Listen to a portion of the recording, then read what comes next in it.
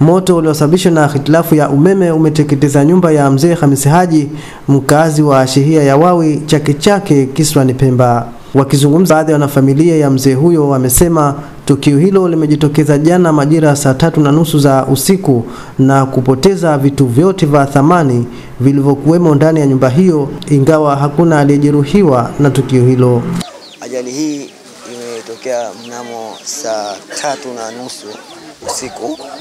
Hapo ndipo moto ulipoanza, lakini kwa bahati mbaya sana sisi kama wanaume au ndo kaka familia hatukuwepo kwenye hiyo nyumba. Alikuwepo mama na mke wake, yani mke wangu mimi na watoto wawili. Sasa walishindwa kuweza kukabili huo moto kwa sababu walichelewa kuweza kugundua ama kujua tayari moto umeshatokezea. Kiukweli ni janga kubwa na limesababisha hasara kubwa katika familia yetu. Maana una takribani ya vitu vyote vilivyokuwa ndani ya nyumba pote vimeteketea. Maslani, vitanda, magodoro, TV, makabati, dressing na fedha taslimu ambazo zilikuwemo, kila mtu na ile hakiba ambayo mwenye aliyoweka. Kwa hiyo hatuwezi kukadiria ni bei gani, lakini kwa kweli hasara kubwa tulioipata, na jengo kama lilivyo hivi linavyoonekana, hatuna makazi yote yale.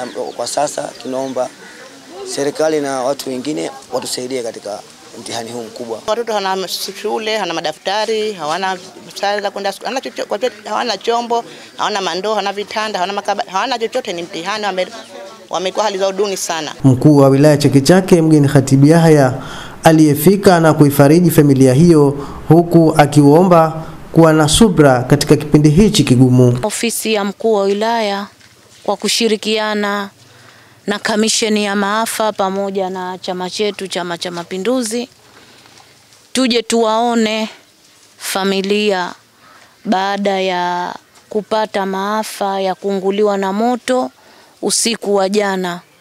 Kwa kweli binafsi mimi mkuu wa wilaya nilipokea hii hali kwa masikitiko makubwa sana. Tunawapa pole familia kwa hiki ambacho kimetupata, kwa sababu hili janga sio lenu peke yenu.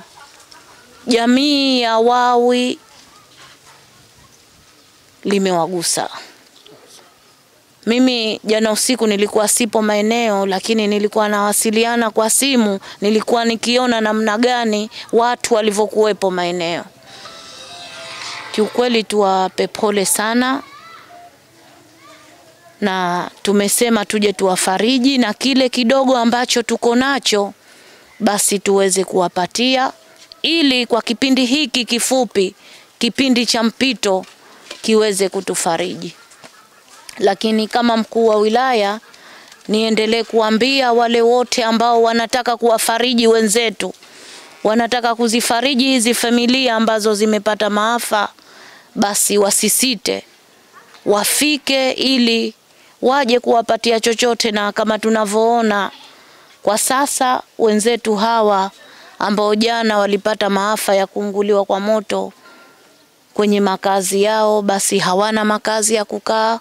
Kwa yoyote yule ambaye anania kutusaidia basi asisite.